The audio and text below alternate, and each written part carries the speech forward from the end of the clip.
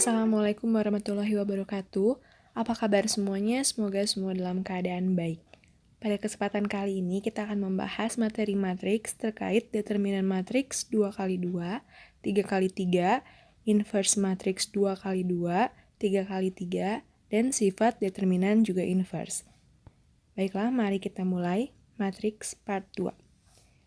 Oke, yang pertama, kita akan bahas determinan matriks 2x2.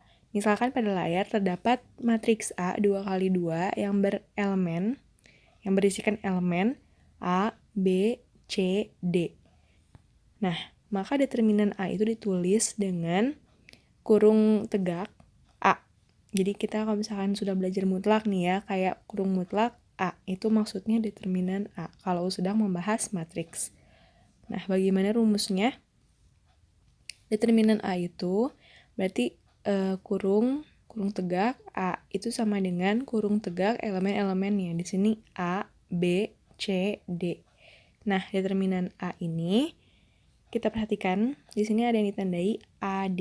Maksudnya gimana? Dikali. Jadi determinan A itu adalah AD dikurang BC. Nah, perhatikan di layar. Jadi perkaliannya secara diagonal ya. Jadi determinan A 2x2 itu sama dengan elemen A dikali elemen D dikurang elemen B dikali elemen C. Oke, supaya lebih paham kita langsung ke contoh soalnya ya. Untuk soal yang pertama, di sini terdapat suatu matriks B yang beranggotakan atau yang berelemen 0, negatif 4, 1, 3. Maka determinan B-nya sama dengan determinan B sama dengan determinan dari 0, negatif 4, 1, 3. Langsung kita masukin ke rumus yang tadi. Jadi di sini kita kalikan elemen 0 dikali 3 dikurang negatif 4 kali 1. Jadi jawabannya adalah 0 dikurang negatif 4 sama dengan 4. Jadi untuk soal nomor 1, ternyata determinan matriks B-nya adalah 4. Nah, soal yang kedua. Jika suatu matriks dengan elemen T negatif 2, negatif 3, negatif 4, T negatif 1 adalah suatu matriks singular. Nanti kita akan bahas apa itu matriks singular. Maka nilai variabel T-nya adalah, oke, perhatikan di layar, di sini kita memiliki suatu matriks dengan elemen itu ada suatu variabel yakni T. Dan kita mengetahui bahwa matriks tersebut singular. Apa itu singular? Matriks singular adalah suatu matriks yang determinannya sama dengan 0. Jadi, determinan dari T negatif 2, negatif 3, 4, T negatif 1 itu sama dengan 0. Oke, jadi kita langsung kalikan saja AD min BC. Berarti kan T min 2 dikali T min 1 dikurang negatif 3 dikali negatif 4 sama dengan 0 gitu ya, karena singular. Oke, sehingga jawabannya adalah kita boleh kali silang dulu. Kurung siku yang pertama kita kalikan jadinya T kuadrat dikurang T dikurang 2T tambah 2. Untuk kurung siku yang kedua itu 12.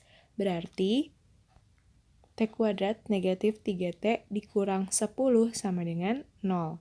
Nah, kita tinggal faktorkan, ini adalah persamaan kuadrat kan ya. Jadi, di sini difaktorkan dulu, jadi T negatif 5 dikali T ditambah 2. Nah, berarti T negatif 5 itu sama dengan 0, atau T plus 2 sama dengan 0. Maka T-nya sama dengan 5 atau T-nya sama dengan negatif 2. Begitu ya jawabannya. Jadi di sini yang harus digarisbawahi adalah matriks singular, merupakan suatu matriks yang determinannya sama dengan 0. Jadi kalau ada soal seperti ini, perhatikan cara pengerjaannya seperti contoh soal nomor 2. Oke, kita lanjutkan lagi ya. Nah, di sini determinan matriks 3 kali 3. Misalkan suatu matriks A 3 kali 3. Di sini sengaja elemen-elemennya itu ditulis berdasarkan letak baris dan kolomnya. Jadi A11, A12, A13. Maksudnya gimana? Maksudnya misal ya A13, berarti dia terletak di baris pertama kolom ketiga. Paham ya? Oke, langsung kita coba perhatikan determinan matriks A 3 kali 3.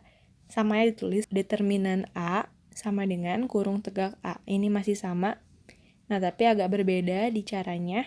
Di sini kita akan menggunakan metode yang namanya metode Sarus. Kalau sudah pernah mendengar, ya mari kita ingat-ingat kembali ya. Jadi, caranya adalah kita tambahkan 2 kolom awalnya, kita ulang kembali tulis di sana. Coba perhatikan di layar ya.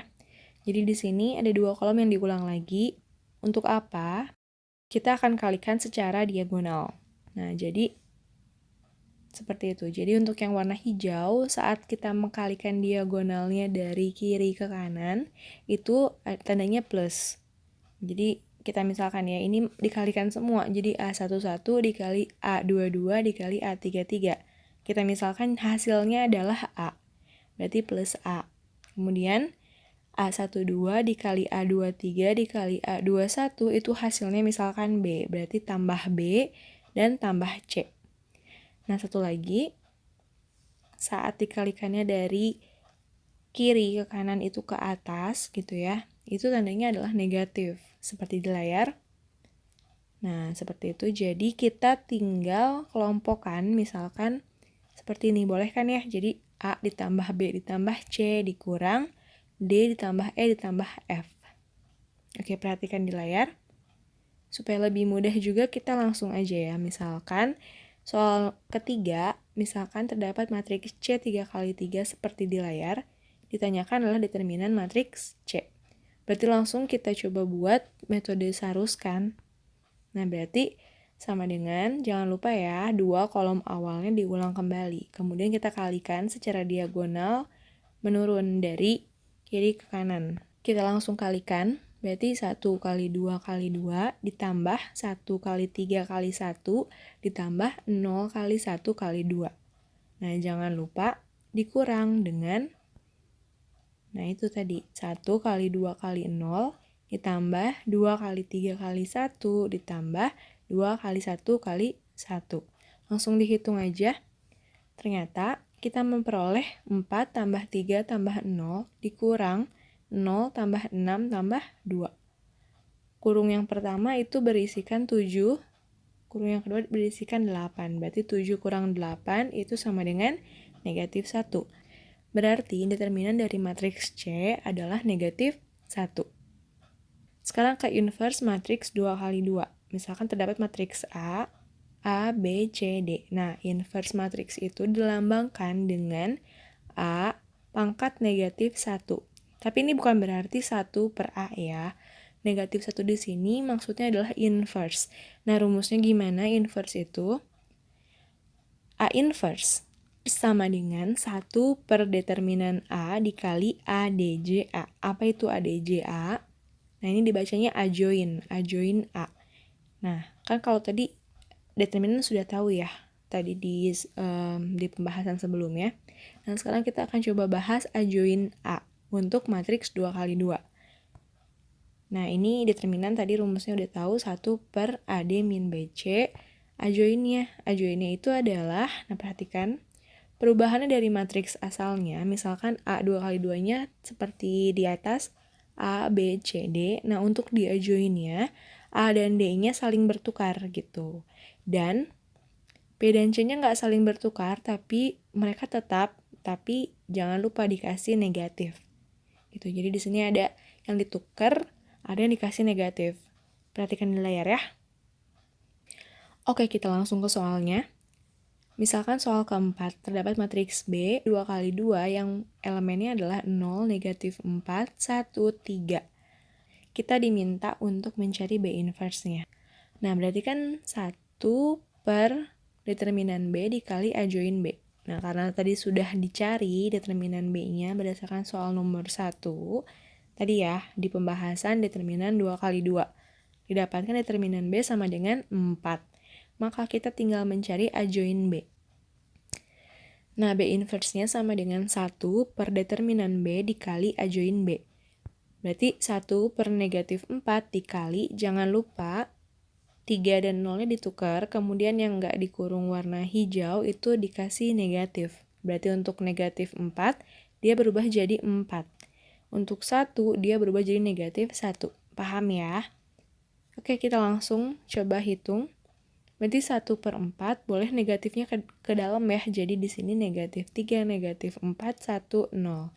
Nah, seperti ini kalau optionnya pilihan ganda, mungkin nanti di pilihan gandanya ada. Tapi kalau misalkan kita mengerjakan soal yang bukan pilihan ganda, yaitu soal esai gitu ya, jadi bagusnya sih masukin ke dalam aja 1 per 4-nya. Jadi jawaban akhirnya negatif 3 per 4, negatif 1, 1 per 4, 0. Bisa ya dipahami? Oke, lanjut lagi kita ke inverse matriks 3 kali 3. Oke, sama seperti tadi, rumus inverse-nya itu mau dia matriks 2 kali 2, mau dia matriks 3 kali 3. Nah, ini inverse-nya merupakan 1 per determinan A dikali A join A. Nah, di sini bedanya adalah kalau matriks 3 kali 3 untuk mencari A join-nya itu panjang ceritanya. Kita harus tentukan dulu minornya, kofaktornya, A join-nya baru bisa ditentukan gitu. Jadi, langsung aja supaya pembahasannya nggak terlalu panjang, kita langsung ke contoh soal ya. Misal, soal kelima, matriks C 3 kali 3 yang elemennya 1, 1, 0, 1, 2, 3, 1, 2, 2. Nah, C inverse-nya apa katanya? Oke, kita langsung mulai dari determinannya. Karena tadi kita sudah bahas di soal nomor 3, yang waktu determinan matriks 3 kali 3, bahwa matriks C itu determinannya negatif 1.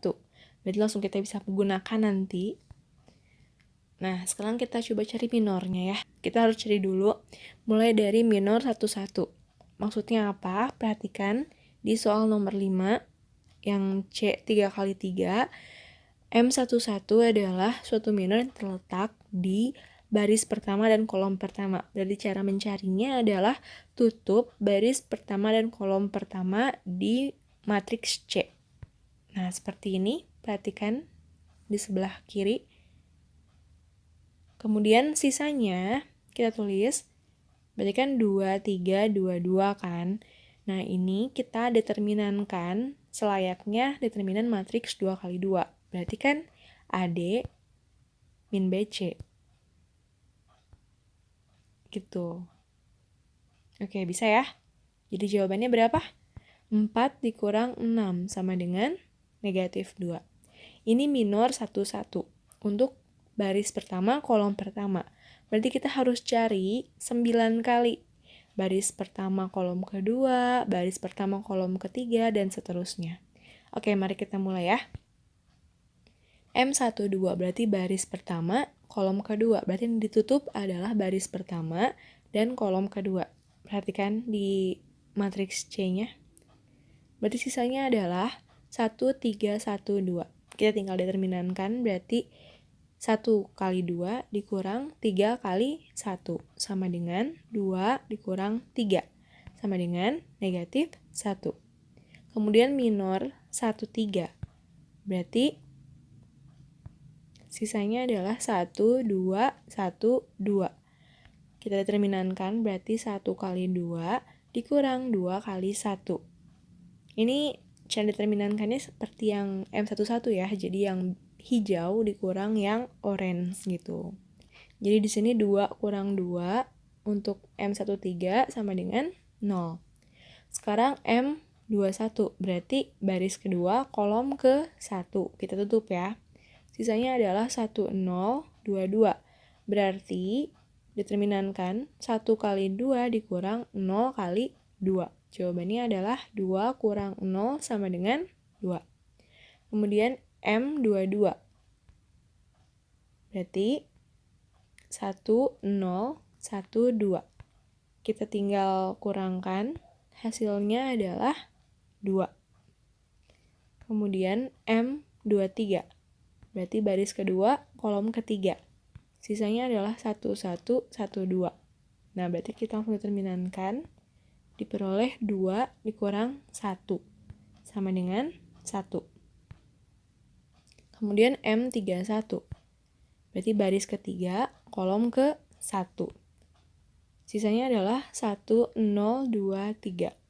Berarti kita peroleh 3 dikurang 0 sama dengan 3. Kemudian M32, berarti baris ketiga, kolom kedua. Sisanya adalah 1, 0, 1, 3. Berarti kita kali 3 kurang 0 sama dengan 3. Terakhir, M33. Berarti baris ketiga, kolom ketiga. Sisanya adalah 1, 1, 1, 2. Nah, berarti 2 kurang 1 sama dengan 1. Udah ya, jadi minornya ada 9, tergantung letaknya tadi. Nah, langsung kita masukkan ke matriks minornya, berarti minor C itu seperti di layar, perhatikan. Tinggal kita masukkan aja yang sudah kita peroleh angka-angkanya. Berarti minor matriks C adalah negatif 2, negatif 1, 0, 2, 2, 1, 3, 3, 1. Bisa dipahami ya? Jadi cara mencarinya seperti ini. Oke, kita coba simpan dulu determinannya, katanya negatif 1 dan minornya seperti di layar. Sekarang kita lanjutkan lagi untuk mencari kofaktornya, adjoinnya, baru nanti terakhir kita inversekan. Oke, sekarang matriks kofaktor dari C. Matriks kofaktor dari C itu seperti ini. Nah, jadi minor-minornya tapi dikasih tanda plus atau min. Nah, plus sama minnya tuh dari mana? Perhatikan. Untuk yang minor 1-1, berarti kan dia terletak di baris pertama, kolom pertama kan. Nah, tanda plus ini tuh diperoleh dari negatif 1 dipangkatkan baris dan kolomnya. Karena baris pertama, kolom pertama berarti negatif 1 pangkat 1 tambah 1. Jadi negatif 1 pangkat 2. Hasilnya 1 kan, which is itu plus gitu. Jadi dia plus. Oke, contoh yang lainnya misalkan M12. Nah, berarti kan dia di baris pertama kolom kedua kan. Berarti negatif 1-nya pangkat 1 tambah 2. Berarti negatif 1 pangkat 3. Yakni negatif 1. Berarti tandanya min. Gitu. Dan seterusnya. Jadi tandanya itu plus min, plus min, plus min. Tergantung dari penjumlahan baris dan kolomnya. Gitu. Kalau bilangannya genap berarti kan plus. Kalau bilangannya ganjil berarti min gitu. Perhatikan saja di layar, ini gampang kok dihafalinnya. Oke, karena sudah tahu, langsung tadi kan kita sudah tahu ya matriks minornya dari matriks C. Berarti untuk kofaktornya tinggal kita masukkan aja tandanya. Karena yang plus itu nggak berpengaruh untuk mengubah angka, berarti kita cuma perhatikan untuk yang negatifnya aja. Gitu. Jadi di sini yang berubah itu seperti di layar yang warna hijau dilihat ya. Nah, berarti matriks kofaktor dari C itu adalah negatif 2, 1, 0, negatif 2, 2, negatif 1, 3, negatif 3, 1. Gitu. Jadi yang negatifnya aja yang kita rubah, karena untuk yang positif dia itu berarti nggak merubah dari tadi matriks yang minornya gitu, sama maksudnya. Oke, kofaktor udah tahu, sekarang matriks adjoin dari C. Nah, ini merupakan suatu transpose dari matriks kofaktor C. Gitu. Jadi kofaktor C-nya kita tinggal transpose aja. Transpose itu gimana? Perhatikan. Kita ingat-ingat kembali ya, transpose itu adalah perubahan dari tadinya dia baris jadi kolom dan kolom jadi baris. Jadi kalau diperhatikan secara lebih gampangnya sih, tadinya barisnya kan yang ke pinggir negatif 2, 1, 0. Nah, kalau ditransposkan berarti jadinya ke bawah.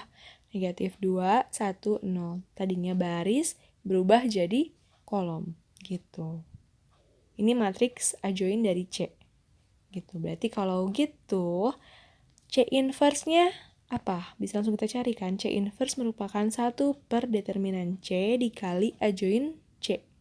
Karena determinan C-nya tadi kita sudah dapatkan negatif 1, kemudian adjoin C-nya juga sudah tahu, berarti langsung aja 1 per negatif 1 dikali negatif 2, negatif 2, 3, 1, 2, negatif 3, 0, negatif 1, 1. Nah, karena ini negatif bisa langsung kita masukkan aja ya. Berarti C inverse-nya adalah 2, 2, negatif 3, negatif 1, negatif 2, 3, 0, 1, negatif 1. Oke, jadi untuk matriks inverse 3 kali 3 memang agak panjang, jadi perhatikan pertama mencari determinan, kemudian minornya, kofaktornya, adjoinnya. Sudah dapat, baru nanti inverse-nya itu tetap 1 per determinan dikali adjoin, gitu ya. Oke, kita lanjut. Yang terakhir adalah sifat determinan dan inverse.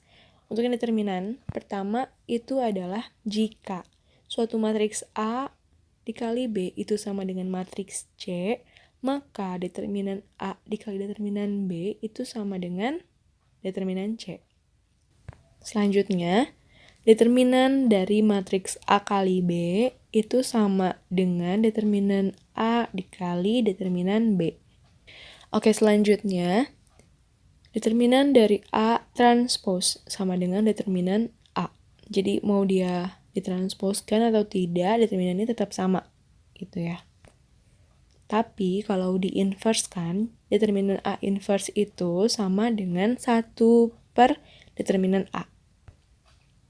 Kemudian yang terakhir, jika terdapat A suatu matriks persegi n kali n dan K suatu bilangan real, maka determinan dari K dikali matriks A itu sama dengan K pangkat n yang merupakan ordo dari A tadi dikali determinan matriks A gitu. Oke, ini akan lebih mudah kalau kalian coba buktikan ya. Boleh buktikan secara formal ataupun bolehlah pakai contoh untuk lebih memahami aja gitu ya. Oke, selanjutnya sifat inverse yang pertama. A inverse di-inversekan lagi itu sama dengan A. Oke, yang kedua, A dikali B inverse itu sama dengan B inverse dikali A inverse. A dikali A inverse sama dengan A inverse dikali A sama dengan identitas. Gitu. Jadi ini nanti hasilnya adalah suatu matriks identitas. Nah, yang keempat, jika matriks A dikali matriks B sama dengan matriks C, maka kita bisa ubah dia. Yang pertama, kita ingin mencari A misalkan. Berarti kan B-nya nggak boleh ada di ruas yang A kan. Untuk memindahkan B ke ruas yang C, berarti kita jadikan dulu atau kita kalikan dulu B dengan B inverse. Mereka harus deketan ya. Jadi perhatikan di layar. A dikali matriks B dikali B inverse sama dengan matriks C dikali matriks B inverse. Atau kalau kita mau mencari B, berarti A inverse-nya dikalikan dengan A gitu, supaya nanti pindah ruas. Tapi jangan lupa harus didekatkan. Jadi A inverse-nya ditaruh di paling depan. Karena kan sifat perkalian matriks tidak komutatif ya, jadi memang harus benar deketan gitu. Oke, untuk yang pertama ya. Berarti matriks A dikali matriks identitas. Karena tadi kan matriks B kali B inverse identitas kan. Nah, berarti matriks A sama dengan matriks C dikali B inverse. Ya, gampangnya sih, kalau B mau pindah ruas ke ruas yang C, itu tinggal di-inverse-kan. Tapi karena dia di belakang, maka jangan lupa B inverse-nya juga setelah C gitu. Nah, kalau untuk yang satu-satunya lagi, nah berarti kan identitas dikali B sama dengan matriks A inverse dikali matriks C. Berarti matriks B-nya sama dengan matriks A inverse dikali matriks C. Ini bedanya A inverse-nya ini sebelum C. Gitu, karena matriks A-nya juga sebelum matriks B. Jadi gak boleh ketukar gitu ya. Boleh dipahami dulu. Nanti sifat-sifat ini akan lebih memudahkan kalian saat latihan soal. Jadi beberapa soal nanti akan lebih mudah dikerjakan jika kalian hafal dan memahami sifat-sifat ini gitu. Jadi latihan lagi ya bagaimana penggunaan sifat ini. Bagusnya sih sambil dibuktikan juga gitu supaya kalian lebih yakin kalau ini sifatnya itu benar dan kalian bisa gunain gitu ya. Oke, sekian dulu pembelajaran kali ini. Jangan lupa banyak berlatih. Semoga ini membantu kalian dalam belajar. Jangan lupa juga dukung channel ini dengan cara subscribe, like, atau share, apalagi kalau ini bermanfaat supaya teman kalian mendapatkan manfaat juga dari video ini gitu ya.